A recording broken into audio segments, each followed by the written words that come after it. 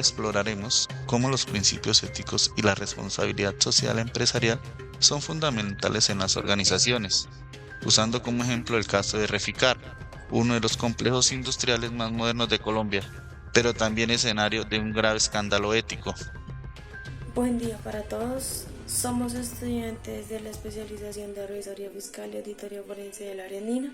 Hoy trataremos el caso de Reficar, la refinería de Cartagena, uno de los complejos industriales más modernos del continente y la segunda refinería más grande de Colombia. Para conocer un poco más de ella vamos a hablar desde su historia. Reficar fue creada por Exxon en 1957 con el fin de suplir la alta demanda del Caribe colombiano. En 1974, Ecopetrol adquiere el 100% del funcionamiento y acciones de Reficar. En el año 2006, Ecopetrol vende el 51% de sus acciones por un valor de $643 millones a la empresa Glencore. En el año 2007, Glencore y Ecopetrol adquieren un contrato con CBI con el fin de ampliar la refinería. En 2009, Ecopetrol adquiere nuevamente el 100% de las acciones de Reficar. A partir del 2016, Reficar entra en funcionamiento con una capacidad de 165.000 barriles diarios de crudo. A partir del 2018, la refinería se encuentra en un proceso de estabilización con todo en funcionamiento. La refinería de Cartagena, conocida como Reficar, es uno de los complejos industriales más avanzados del continente y la segunda refinería de crudo más grande de Colombia. Sin embargo, detrás de esta imagen se escondió uno de los mayores casos de corrupción en el país. Muy buenas tardes, mi nombre es Gloria Oviedo. En desarrollo del eje 4 de la asignatura de Ética, Fe Pública y Responsabilidad, hemos como grupo elegido uno de los escándalos de corrupción en Colombia que involucra a la refinería de Cartagena, es el caso de Reficar. En este corto espacio le transmitiré cómo fue la cronología del proceso en el tiempo, lo que impactó el presupuesto del proyecto. Por supuesto que pasar de un presupuesto inicial de $3.777 millones en el año 2009 a un costo final de $8.326 millones despierta cualquier cantidad de interrogantes, pero sin restarle gravedad al asunto, hay que diferenciar los hechos y las conductas que afectaron la obra, aunque muchos de los mayores costos en que se incurrió son inexcusables. En el año 2009, en el marco del proyecto de modernización de la refinería de Cartagena, comenzaron las primeras etapas de planeación y ejecución de uno de los proyectos más ambiciosos de infraestructura energética en Colombia. Sin embargo, este proyecto se convirtió en el tiempo uno de los mayores escándalos de corrupción en el país. El objetivo era transformar la refinería para aumentar su capacidad de producción, mejorar la calidad de los combustibles y hacerla más competitiva en el mercado internacional.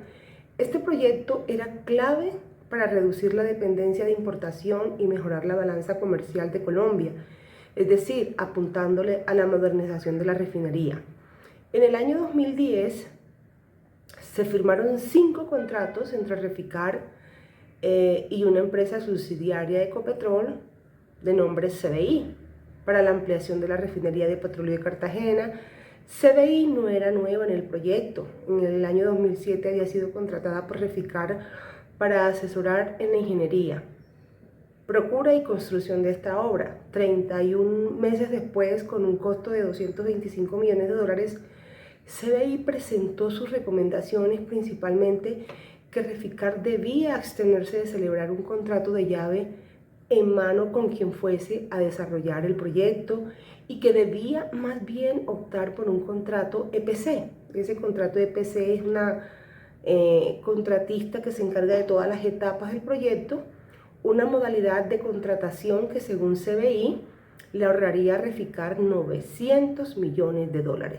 En el año 2011, el consultor Jacot, un consultor que contrataron, señaló que se presentaron muchos cambios y crecimientos de alcance y a pesar de estar en la etapa de construcción, Las horas de ingeniería de proceso y detalle seguían aumentando para hacer los respectivos ajustes. En el año 2012, conforme a lo indicado por ese consultor, descubrieron varias fallas relacionadas con ingeniería, por mencionar algunos hallazgos.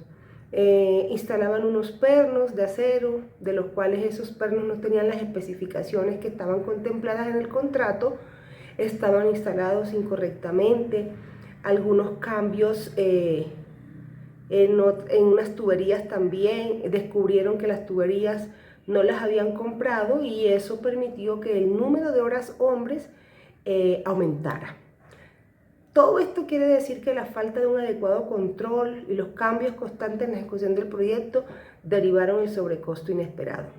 A principios del año 2012, la gerencia de Reficar finalmente aceptó que el costo y el cronograma que inicialmente presentaron eran inalcanzables, por lo que acordó con CBI proponer un nuevo presupuesto, pero los valores se aceptaron oficialmente solo hasta agosto del año 2012, en un monto equivalente a 4.789 millones de dólares.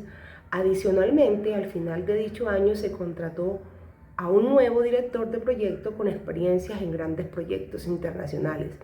En el año 2013, el progreso no estaba acorde con lo programado. Para ese mismo año, durante las actividades de puesta en servicio, se encontró una cantidad importante de trabajos que debían rehacerse. Además de ello, se encontraron cantidades significativas de equipos pequeños dañados por accidente y por vandalismo. Finalmente, en el año 2015, el 17 de abril, Reficar remitió un comunicado a Chicago, a CBI, a la principal, que era la garante que se desempeñó con CBI Colombia, y expuso el caso de Reficar, que en virtud de lo contratado, el garante CBI seguía incumpliendo sus obligaciones de completar oportunamente el proyecto debido, entre otras razones, a su incapacidad para programar, planificar y ejecutar adecuadamente el trabajo, y que le seguían causando retrasos adicionales al proyecto.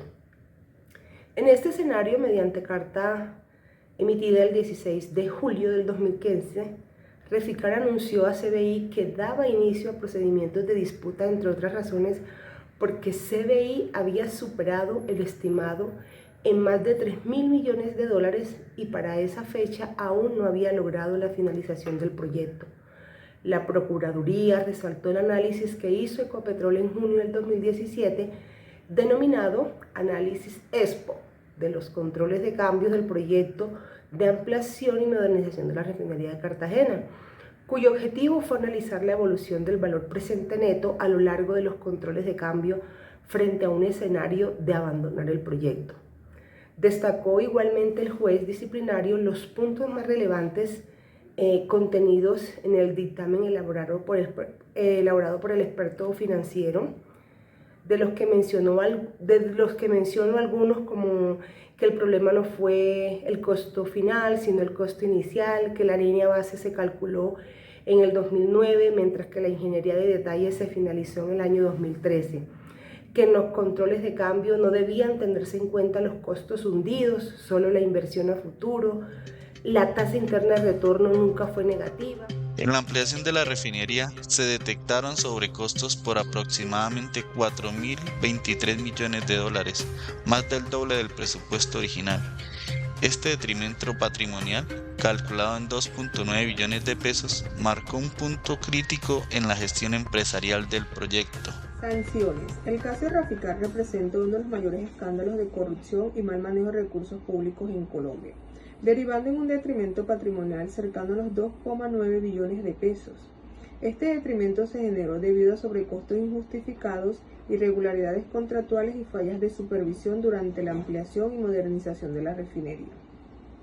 El detrimento patrimonial en el caso Reficar pone de manifiesto la necesidad de un control más estricto sobre la gestión de recursos públicos y privados en proyectos de infraestructura a gran escala.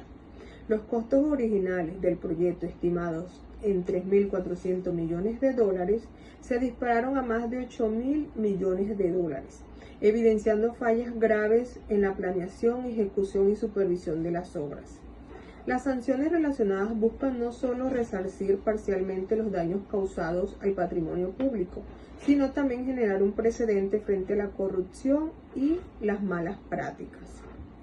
Estas sanciones incluyen procesos adelantados por la Contraloría General de la República para identificar y sancionar a los responsables del detrimento patrimonial, en donde ratificó en segunda instancia la responsabilidad fiscal de 16 personas, entre ellas 2 expresidentes de Raficar, 3 exvicepresidentes, 7 miembros de la Junta Directiva y 4 contratistas. Dentro de esto se dio multas administrativas impuestas por organismos de control a funcionarios y contratistas implicados en los sobrecostos y deficiencias contractuales. Hubo inhabilidades, prohibiciones para ocupar cargos públicos o participar en contrataciones estatales. Se presentaron procesos penales en curso contra directivos y contratistas vinculados, acusados de corrupción, negligencia y abuso de confianza. Estas sanciones reflejan el compromiso de las autoridades colombianas en la lucha contra la corrupción y la protección del patrimonio público. Accionistas, la junta directiva, contadores, revisores fiscales y el departamento de contratación tenían la responsabilidad de supervisar y actuar con transparencia para evitar el desfalco. Sin embargo, la falta de controles y ética permitió que el fraude ocurriera. ¿Quiénes debieron prevenir este fraude? Este es un tema muy complejo que involucra a varias personas y a varias entidades. Los niveles de responsabilidad ascienden desde la junta directiva hasta las auditorías o las firmas de auditoría externas e internas. También entidades de gobierno y supervisores de la obra. ¿Qué principios fueron vulnerados? Inicialmente, la integridad. Estas personas que pertenecen o pertenecían a la junta directiva no fueron honestas en reportar todos estos inconvenientes que se venían generando con la contratista que era la encargada de desarrollar el proyecto. Conflicto de intereses. Los contadores, incluso el revisor fiscal, no reportó este conflicto de intereses al verse involucrado para recibir dinero por no reportar el fraude. Comportamiento profesional. No tuvieron un buen comportamiento profesional aplicado a las reglas y a los principios. La información que presentaron y prepararon no era real. Fueron alterados los informes financieros, incluso los sobrecostos se reportaron sin que la firma de auditoría se diera cuenta o reportara estas diferencias o estos sobrecostos. La confidencialidad. La empresa es privada y se debe informar al ente de control las irregularidades presentadas. Intereses financieros.